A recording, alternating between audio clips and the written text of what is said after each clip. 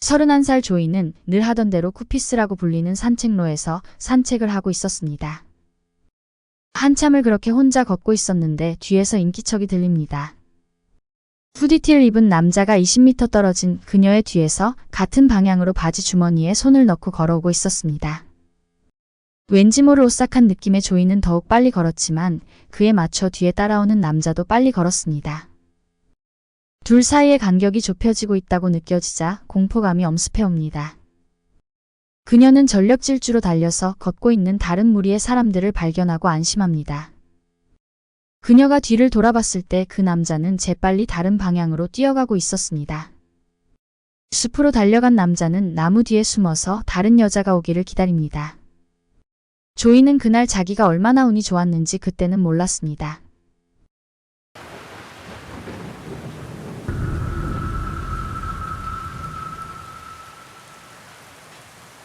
영국 아크링턴에 있는 필파크에는 코피스 트레일러라고 불리는 원형 산책로가 있습니다.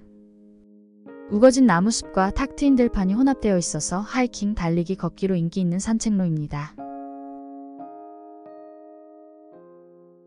2019년 8월 12일 조이가 낯선 남자한테 쫓기듯 도망쳤던 그곳에 30분 후 한 여성이 혼자 산책을 하고 있었습니다. 그 여성은 아크링턴에 혼자 살고 있던 47세 린지 벌백입니다. 린지는 건강을 유지하기 위해서 몇 년 동안 꾸준히 코퍼스 산책로에서 산책과 조깅을 해왔습니다. 그녀의 딸 사라와 딸의 남자친구가 오후 6시에 저녁을 먹으러 린지 집으로 오기로 했기 때문에 그 전에 가벼운 산책을 하기 위해서 4시에 집에서 나왔습니다. 그리고 4시 30분쯤 그녀의 전화기의 전원이 다른 누군가에 의해 꺼졌습니다. 오후 6시 엄마 집에 도착한 사라와 그녀의 남자친구는 집 밖에 서서 한참 동안 벨도 누르고 노크를 했지만 아무 응답이 없습니다. 엄마의 차는 집 앞 진입로에 주차되어 있었기 때문에 당연히 집에 있을 거라고 생각했는데 아무리 노크를 해도 문이 열리지 않자 걱정이 되기 시작했습니다. 사라는 가지고 있는 엄마 집 열쇠를 깜빡하고 집에 놓고 왔습니다. 사라는 문 밖에서 그렇게 엄마 집에 들어가지도 못한 채 한참 동안 남자친구와 함께 엄마를 기다렸습니다. 기다리는 시간이 길어질수록 엄마에 대한 걱정은 점점 커졌습니다. 사라는 2시간 넘게 문 앞에서 기다린 후 어쩔 수 없이 자기 집으로 돌아갔습니다. 엄마에게 수많은 전화와 문자를 보냈지만 아무런 응답이 없자 아버지에게 이 사실을 알렸습니다.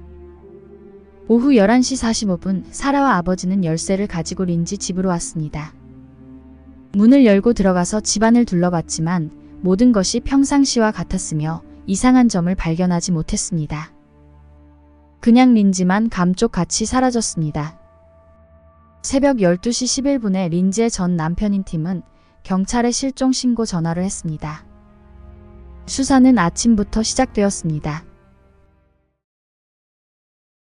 팀은 린지를 20대 초반에 만났습니다. 날씬하고 큰 키에 구리빛 피부를 가진 린지에게 첫눈에 반한 팀의 구애로 둘은 사귀게 되었습니다.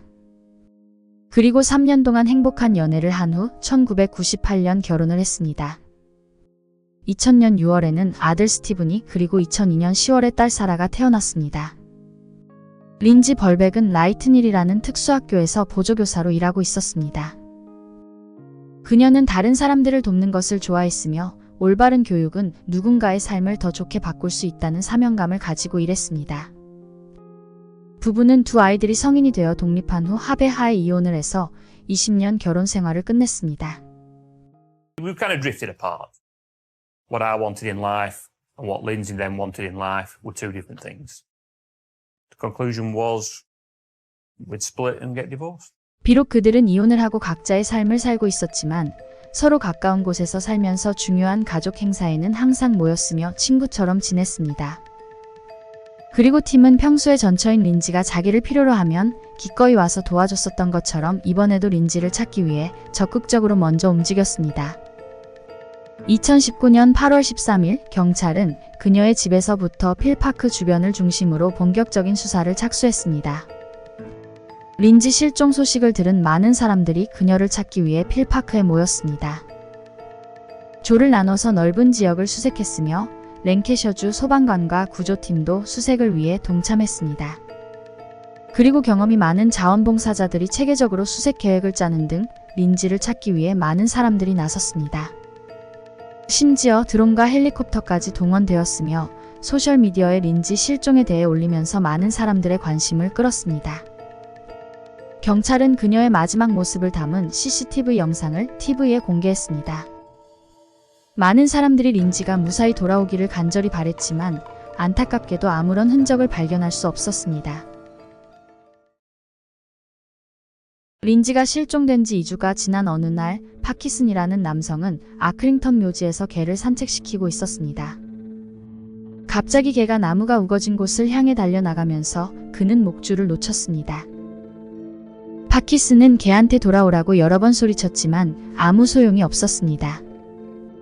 그는 개가 뛰어간 곳으로 달려갔습니다.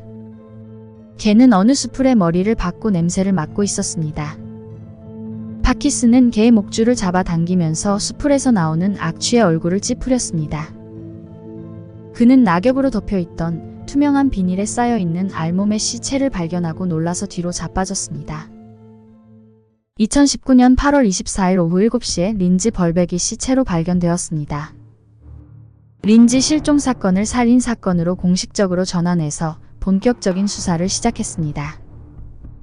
자세한 사망 원인을 파악하기 위해 시체는 부검실로 보내졌습니다. 부검 결과 오른쪽 다리를 절단하려고 했던 흔적이 나왔으므로 시체를 해체하려고 시도를 하다가 실패한 것으로 보입니다. 시신이 너무 심하게 훼손되었기 때문에 성폭행을 당한 후 살해당했는지에 대한 자세한 사고 경위를 알아내기가 힘들었습니다. 12일 동안 방치되었던 시체는 내부 조직의 분해 때문에 발생한 가스로 인해 부풀어 올랐으며 색은 거무스름하게 변해 있었습니다. 부패가 상당히 진행되었지만 린지의 손톱은 멀쩡했기 때문에 가해자의 DNA 추출은 가능해 보였습니다. 목뼈는 어떤 강한 외부의 압박으로 인해 부러진 것으로 밝혀졌습니다. 사고 현장의 주위에서 노란 손잡이의 톱과 녹색 고무 장갑을 발견했습니다. 고무장갑 밖에서는 린지의 DNA가 발견되었으며 안에서는 정체불명의 남성의 DNA가 발견되었습니다.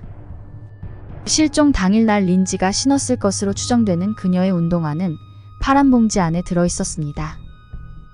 이상하게도 신발의 밑창이 잘려져 쓰레기 더미에 버려져 있었습니다.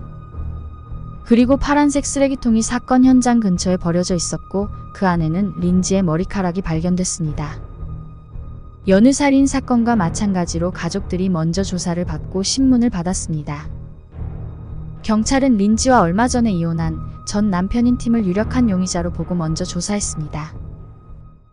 Obviously, the police were asking me the questions because I'm the ex-husband. So, like I say, you'd have to be a fool not to think that you're being looked at. 경찰은 팀의 적극적인 협조 속에서 철저하고 신속하게 그를 조사했습니다.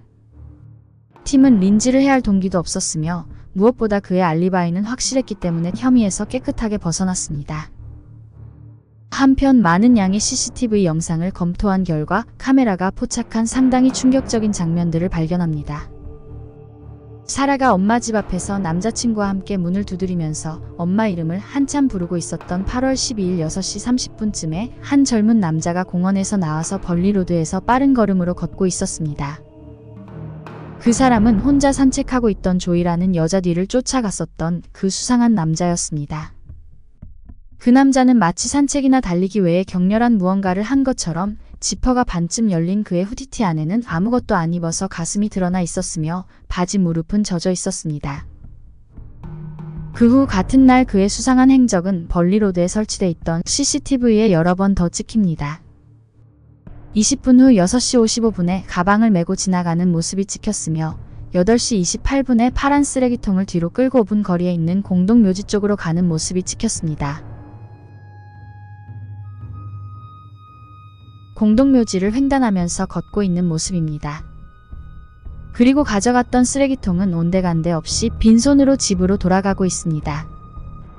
카메라에 찍힌 이 남자는 16살 로키 마르시아노입니다.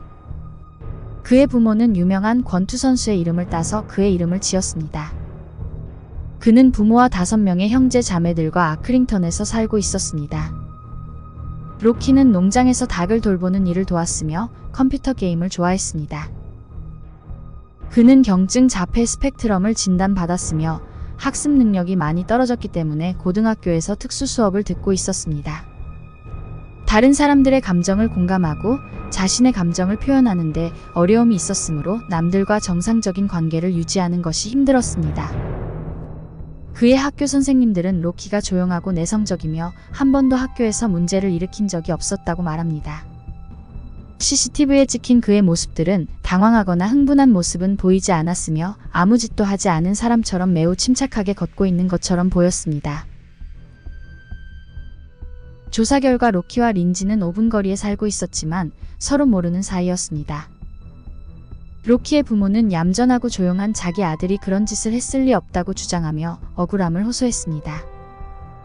체포된 로키는 자신의 범행을 계속 부인했습니다. 경찰이 추출한 그의 DNA와 CCTV 영상 등의 확실한 증거들을 부인하는 로키에게 들이밀며 계속 추궁하자 그는 결국 이렇게 말합니다.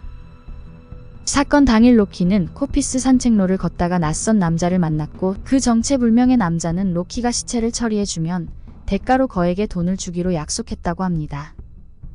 자기는 절대 린지를 죽이지 않았으며 그냥 시체를 옮겨서 숨겼을 뿐이라고 주장했습니다. 하지만 이를 처리한 후 그 남자에게 돈을 받지는 못했다고 말합니다. 경찰이 조사한 결과 로키가 말하는 그 낯선 남자는 존재하지 않았습니다. 2020년 1월에 재판이 시작되었습니다. Rocky came in and he was sitting behind a glass screen. And his body language was, he'd slouch in his chair with his hands in his pockets.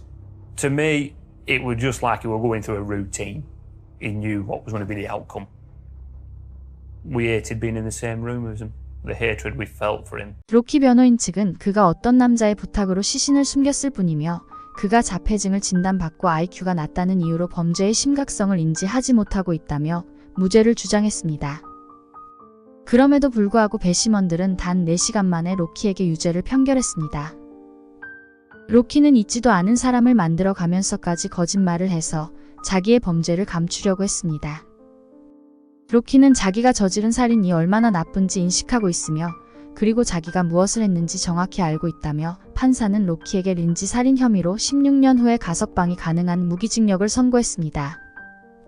사실 로키처럼 어린 죄수들의 최소 형량은 12년이지만 그가 린지 바로 전에 조의를 미행했던 것으로 보아 계획적인 범행이라는 사실이 명백하며 죄질이 매우 좋지 않기 때문에 16년으로 최소 형량을 늘렸습니다. 상황에 따라 그가 감옥에서 평생 살 수도 있겠지만 만약 로키가 더 이상 위험하지 않다고 여겨지면 16년 후에 풀려날 수도 있습니다. 그리고 그가 풀려난다면 남은 인생 동안 보호관찰을 받게 될 것입니다. 영국에서 보호관찰을 받는 것은 감옥에 있는 것보다 더 괴롭다는 말이 나올 정도로 제한이 많아서 자유롭게 살 수 없으며 계속 감시를 받게 됩니다. 확실하고 넘치는 증거들로 로키가 유죄를 선고받았음에도 불구하고 그가 결백하다고 믿고 있는 사람들이 있었습니다. 특히 로키의 부모는 아들이 죽이지 않았으며 범인은 따로 있다고 믿고 있었습니다. 설상가상으로 진범은 전 남편 팀이라는 소문이 소셜미디어에 퍼져서 유가족은 2중 3중으로 고통을 겪어야 했습니다. There's a lot of people thinking on social media that my dad's involved with it because obviously they've gone through a divorce. People look at that and think, oh well, they must hate each other. But they clearly didn't. And what I can say is Tim was not there, was not present and was elsewhere, and we could show that he was not and could not be involved in Lindsay's murder. 특수학교에서 아이들을 가르치며 보람을 느꼈던 린지는 특수교육을 받고 있던 학생에 의해서 억울하고 허무하게 목숨을 잃었습니다. 삼가 고인의 명복을 빕니다. 영상 제작에 힘을 보태주실 분들은 구독, 좋아요, 알림 설정 잊지 마세요.